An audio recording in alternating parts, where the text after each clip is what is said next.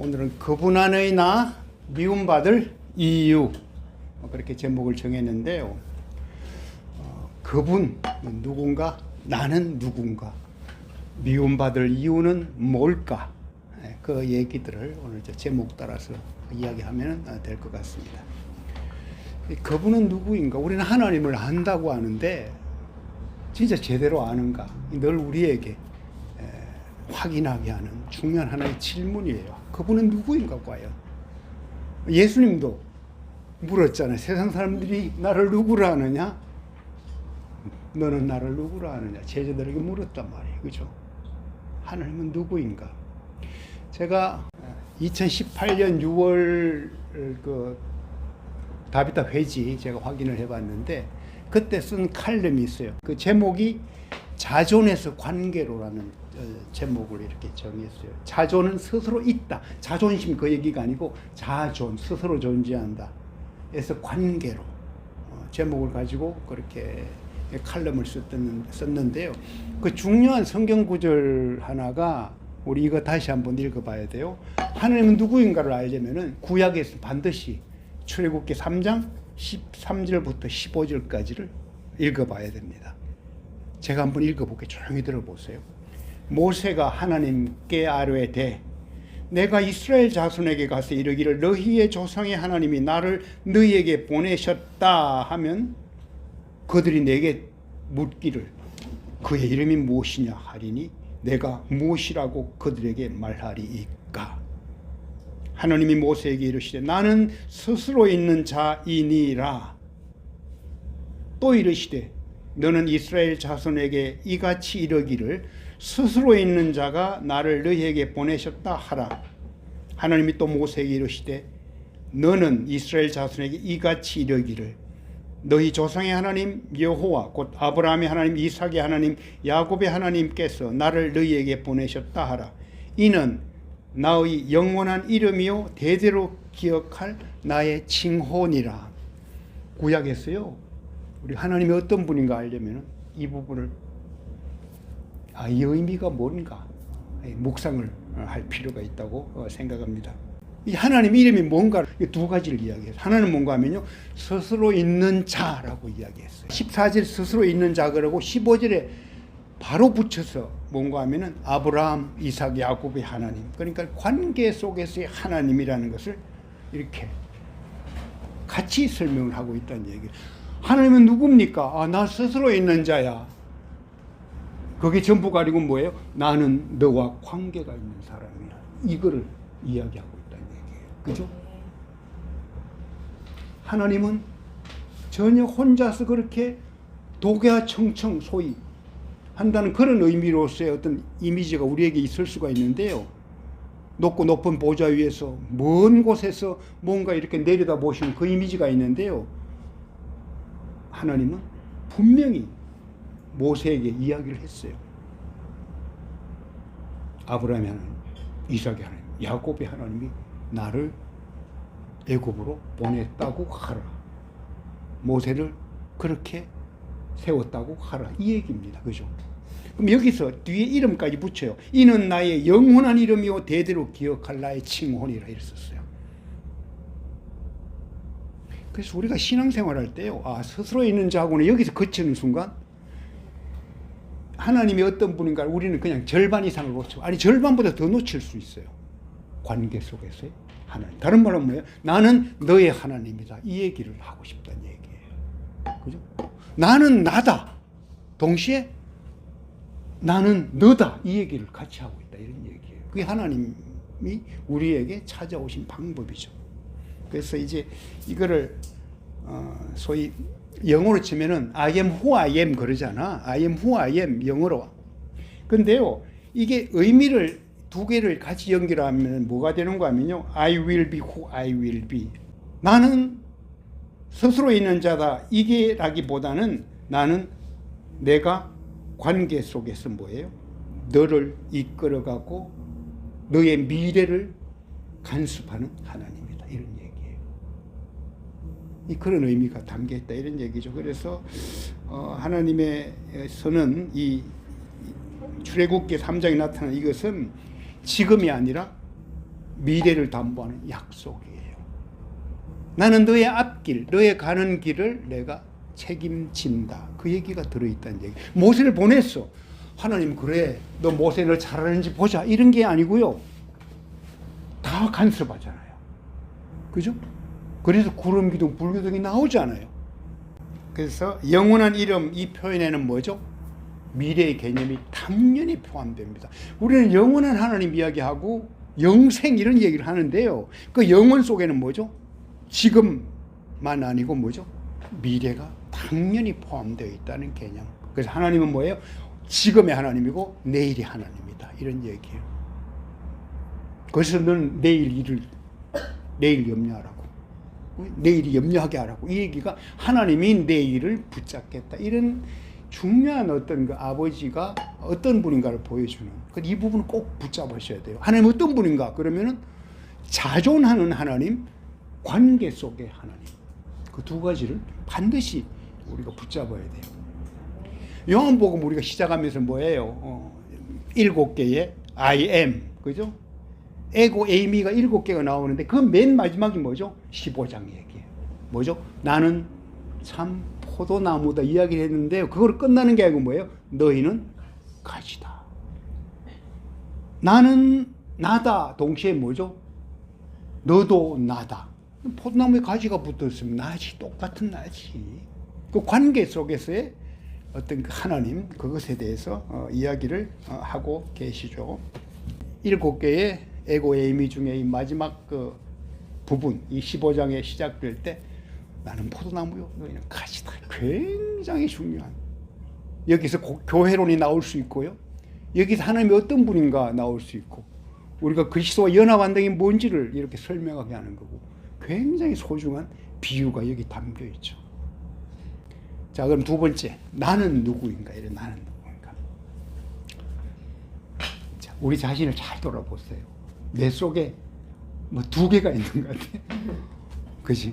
어떤 때는 참 내가 참 싫어. 내가 왜 이렇게 막 질투심이 막 일어나지? 왜 이렇게 미울까? 그런 내가 참 싫어. 또 어떤 때는 보니까 그래도 하나님을 믿는 그 이름 안에서 내가 그렇지 그 자존감 나름대로 하나님이 나를 참 높이셨구나라는 그런 생각도 막 들어. 2개가 공존한단 말이야. 2개의 자아가 내 속에서 충돌하고 있어요. 하나는 뭐죠? 소위 근데 엄격하게 보니까 하나의 자아야. 하나는 거짓 자아이기 때문에 참 자아는 하나의 나는 나야. 그냥 그 나가 어떤 나냐? 어떤 나로 지금 살아가고 있느냐? 그것을 이제 우리가 늘 확인을 할 필요가 있어요. 거짓 자아는 뭔가 하면요, 내가 살아오면서 이 외부 자극들이 엄청 많잖아. 거기에서 만들어진 거예요. 내적으로 일어나는 욕망에 의해서 만들어지는 것. 그게 진짜 내가 아니고 거짓 나다.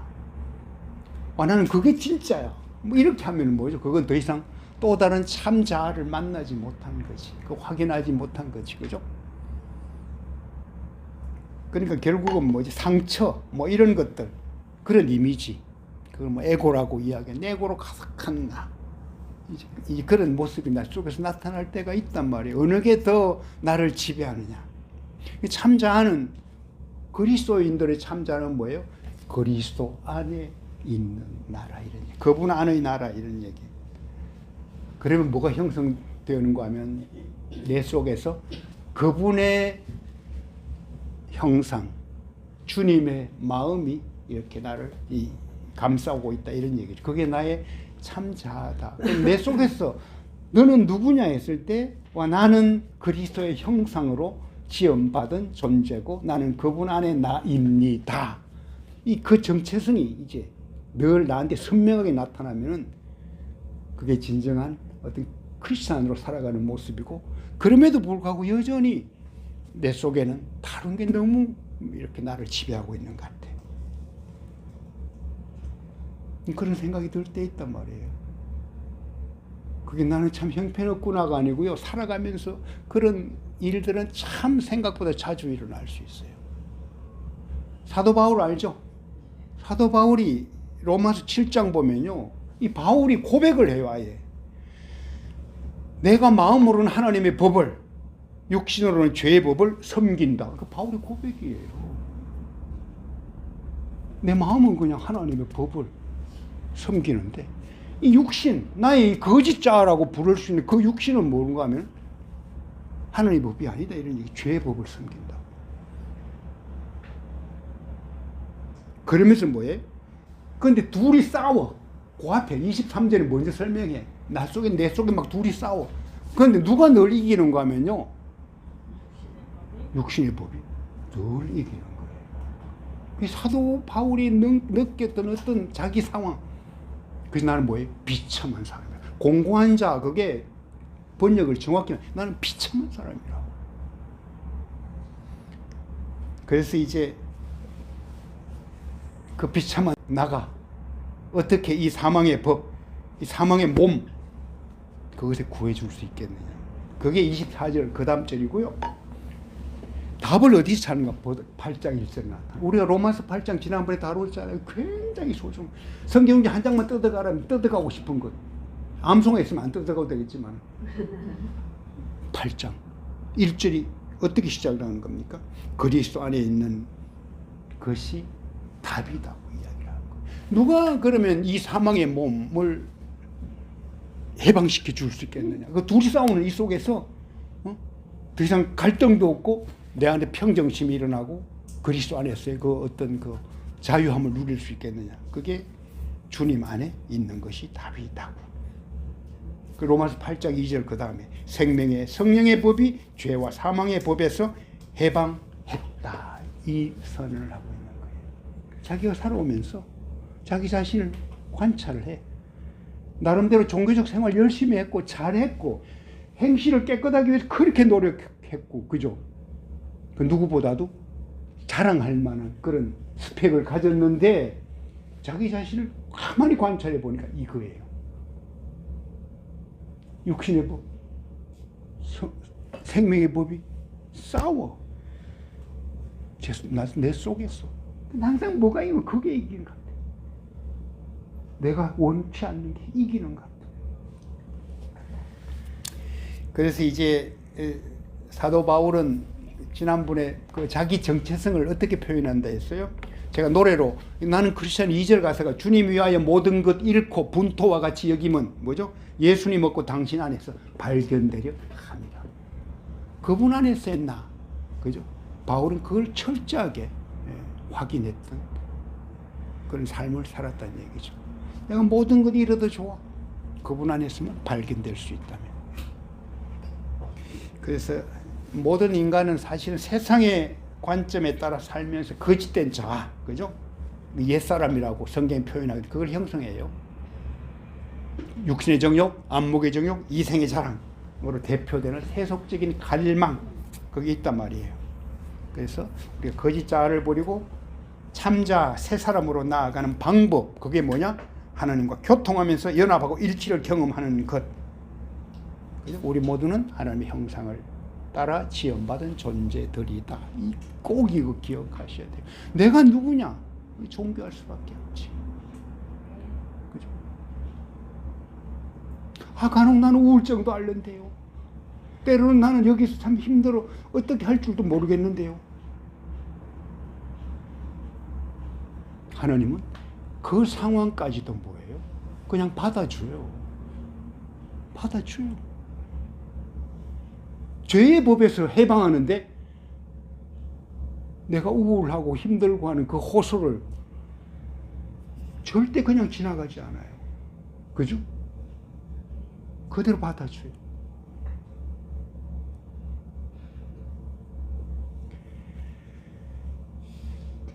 자, 그러니까 정리하면 뭐예요? 하나님과의 관계 속에서 나를 찾는 것이 중요하다. 그분 안에서 나라는 정체성, 누가 가장 잘 설명하고 있어요? 바로 예수님이 15장에서 설명한 거예요. 나는 포도나무고 너희는 가지라고 그렇게 이야기해요. 그죠? 와, 이건 한 나무지. 그지? 가지가 붙어 있으면은, 나무에 붙어 있으면은 절로 열매를 맺는데. 그쵸? 근데 간혹 하나님은 뭐예요? 이 포도나무는 땅에 축 늘어지거든. 이걸 열매 맺게 들어주기도 하고 뭐 표현을 그렇게 되는데 우리는 깨끗하게 하기 위한 어떤 하나님의 농부이신 하나님의 간섭이 시작된다 이런 얘기. 그게 하나님인 거죠. 우리를 그렇게 한다는 얘기. 우리는 뭐죠? 예수 그리스도와 한 몸이다. 그래서 이제 중요한 게 그분과 나는 하나라는 이 정체성, 그렇게 절로 열매를 맺고 알아가고 배워가고 되어가는 모든 것이 뭐죠? 하나님과 끈으로 연결되어 있다는 것. 나는 내가 혼자 하는 것 같아도요, 하나님은 거기에서 다 하나의 너와 나는 하나라는 그 끈을 가지고 있다 이런 얘기예요. 결코 우리를 떼어놓거나 하지 않는 거예요. 그죠? 그분에게 붙어 있으면 그분을 닮은 모습들이 내 속에서 나타나게 된다. 열매 중에 굉장히 중요한 게 그거예요. 아, 그렇지. 그분에게 붙어 있으니까 또 다른 뭐 여러 가지 다른 많은 열매들 생각할 수 있는데요. 사도 요한이 이야기한 게 뭐예요? 기도하라고. 그죠? 그분이 들어주신다 이 얘기고요. 또 하나는 사랑하라. 서로 사랑하라고. 내가 너희를 사랑한 것 같이 너희도 사랑하라고. 그 얘기가 계속 흘러오다가 이제 오늘 본문에 와. 오늘 본문에 오면 뭐가 나타나요? 이제 미움에 관한 얘기가 나타나. 그죠? 자, 미움받을 용기라는 책. 그죠? 읽어보셨어요? 미움받을 용기. 아마 조금씩 읽어봤을 거예요. 2014년 그 무렵에 베스트셀러였어요. 이게 일본의 철학자 기시미 이치로라는 분, 그 다음 작가가 고가 호미타게라는 이 두 사람이 대화체 형식으로 그렇게 쓴 책이에요. 근데 기본적으로 이 철학자가 뭐에 근거하고 있는가 하면은 소위 아들러라는 분, 그죠? 아들러라는 분의 심리학. 그러니까 오스트리아 출신 정신과 의사였어요, 이분은. 그 심리학자가 주장한 부분들을 여기에 다 담아서 책을 쓴 거예요. 우리 프로이드 그러면 뭐가 잘 생각나는가 하면요. 그거 생각나잖아요. 그죠? 프로이트는 주로 뭐죠? 원인론이야. 그렇지. 내가 어릴 때 상처가 있으니까 이런 게 있어서 지금 내가 있구나 생각하잖아요. 그것도 뭐 틀린 말 같지는 않아요. 그런데 아들은 그걸 완전히 부정합니다. 그걸 뒤집어 버려요. 목적론이에요. 다른 말로 하면은 모든 고민은 인간 관계에서 비롯된다. 그래서 어떻게 설명을 하는 거냐면 예를 들어 그 사람이 적응을 사회에 잘 못해. 그러면 저기 어릴 때 학대를 받아서 그렇구나. 이게 프로이트의 원인론 해석이거든요. 근데 그게 아니고 아들은 그걸 어떻게 보는가 하면요. 사회에 나와서 다른 사람과 관계를 맺고 싶지 않아서 어릴 때 학대를 받은 기억을 꺼내는 것. 핑계를 그렇게 하는 거야. 내가 관계를 맺고 싶지 않아. 그 이유로 뭐라도 하는 거면 나는 어릴 때 학대 받았어. 그렇게 그걸 핑계로 끌어오는 거예요. 그게 이제 둘이 연관되는 것 같아 전혀 다른 쪽의 접거리죠. 그러니까 이거는 요렇기 때문에 어릴 때 학대를 받아서 내가 사회생활을 못하구나 이런 해석을 하는 게 그게 프로이트의 심리학이라면은 아들러는 내가 저 관계를 맺고 싶지 않아서 그런 거야. 그러면서 얼른 옛날 핑계를 대. 내가 지금 어떤 선택을 하니 이런 얘기예요. 그래서 어떻게 이야기를 하는가 하면은 과거의 원인이 아니라 현재의 목적 때문에 움직이는 것. 그게 사람인데요. 언제든 인생은 선택 가능한 거라고. 과거의 경험이 앞으로의 삶에 영향을 끼칠 수 없다고 이렇게 주장을 해요. 내가 과거에 어떤 삶을 살았든지 간에 내 배경이 어떻든 간에 중요한 게 아니다. 굉장히 중요한 선언이죠, 이게. 그죠? 그러면서 이제 한 얘기가 사람은 바뀌지 못하는 것이 아니라 바뀌지 않겠다고 결심할 뿐이다. 지금 행복을 실감하지 못하는 사람에게 부족한 것은 내가 지금 행복하지 않게 느끼는 사람이 부족한 것. 왜 저럴까? 그것은 능력도, 돈도, 축복받을 환경도 아니라 뭐예요? 용기다. 용기가 없어서 그렇다. 철학적인 얘기를 조금 했는데 머리가 좀 복잡할지 모르겠습니다. 어느 느낌은 있죠? 여러분, 어느 쪽에 대한, 물론 프로이트적인 어떤 원인론으로 우리를 이렇게 형성한 부분이 있어요. 그거는 뭐 부정하지 않아요, 당연히. 근데 아들러적인 어떤 목적론으로 접근하기 시작하면요, 답을 찾기가 굉장히 쉬워요. 원인론에서 접근해 버리면은 와, 너가 학대를 받았구나, 그렇지, 많이 슬펐지, 아프지, 아팠겠구나, 그 정도로 끝나는데요, 목적론으로 들어가면 그것을 다른 삶을 과감하게 선택할 수 있게 하는 그것을 준다, 이런 얘기예요. 이거 괜찮은 어떤 그 관점인 것 같아요, 그죠? 그래서 뭐죠? 어떤 용기냐? 미움받을 용기까지도요. 그래서 미움받을 용기예요. 그래서 과거에 대한 어떤 것들을 내가 참, 우리는 이런 어려움을 겪었지, 그러니까 나는 이렇게 사는 게 당연해, 이게 아니고, 그죠? 나는 오늘 얼마든지 지금 행복할 수 있다. 응? 설령 이것 때문에 남들이 나를 미워한다 하더라도 나는 이 행복을 선택하겠다. 이 선택에 관한 얘기를 이렇게 하고 있죠.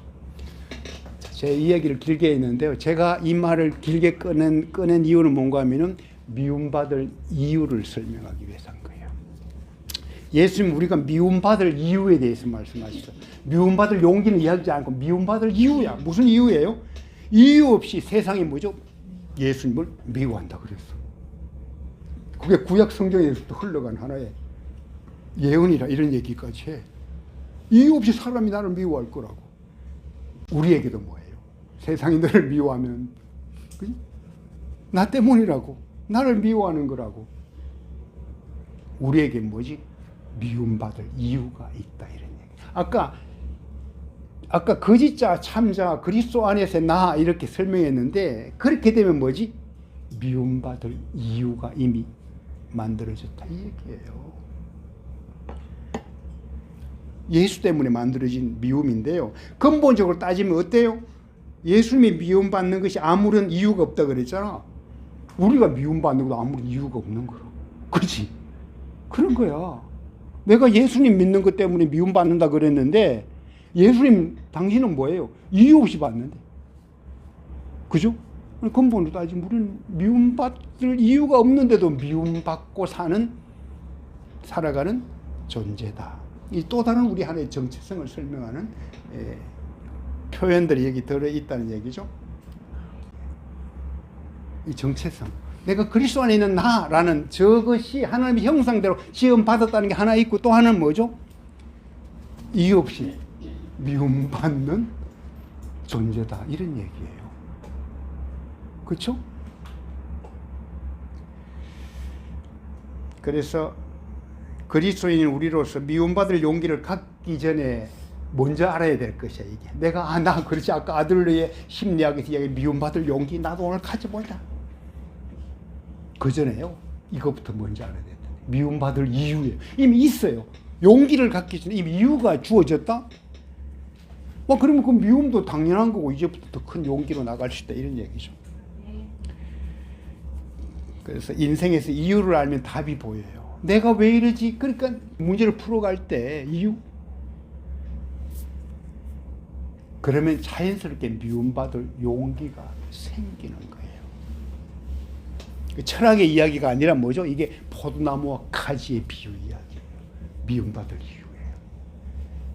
성만찬, 우리 지난번에 이야기했잖아요. 세족식 이야기했잖아요.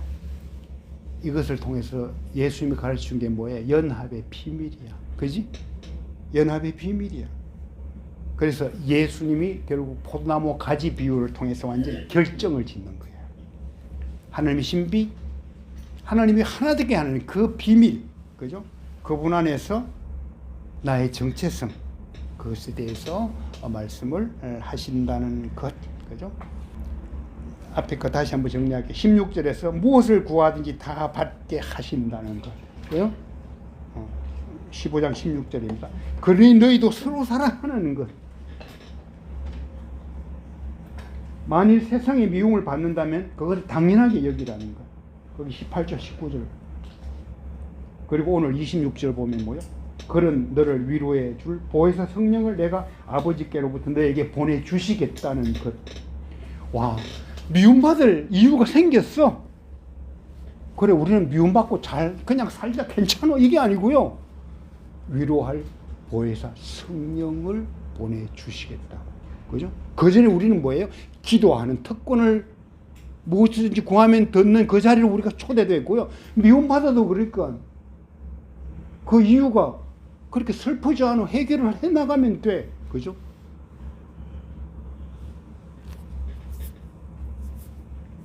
그리고 오늘 26절, 27절 보면요. 성령이 나에 대해 정언해 준다. 이런 표현을 하고 있어요. 보혜사 성령이 예수님에 대해서 정언해 준대. 그리고 26절, 27절 보면 뭐예요? 너희도 내 정인이 될 것이라는 거. 그죠? 성령과 예수님이 하나이기 때문에 그 정언을 할 수 있는 거고요. 내가 주님과 하나이기 때문에 정인이 될 수 있다. 이런 얘기를 여기서 그냥 우리에게 설명하고 있죠. 결론을 맺겠습니다. 제가 처음에 그 칼럼 얘기 제목 자존에서 관계로 얘기를 했잖아요.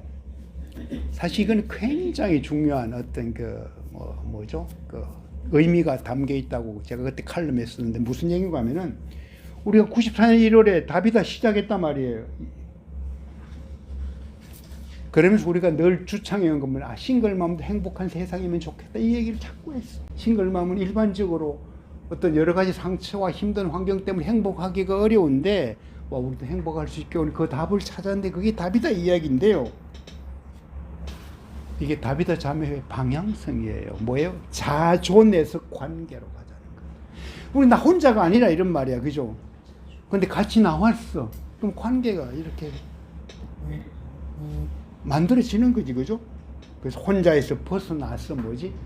우선 그분 안에서 나라는 관계를 찾아. 그리고 우리 서로 다비다 식구들 사이에서의 나라는 관계를 찾아.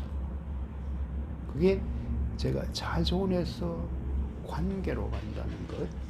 그것을 그때 다비다가 그랬으면 좋겠다. 이런 표현을 했었어요. 우리는 그분에게 붙어 있고 그분과 하나이기 때문에 우리 스스로가 뭐예요?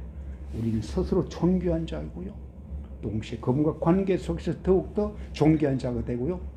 서로 사랑하는 그 관계 속에서 진짜 풍성한 생명의 비밀을 누린다. 그것이 오늘 요한복음 15장을 다 정리할 수 있는 얘기가 아닌가 그렇게 생각합니다. 여기까지 할게요. 모든 것이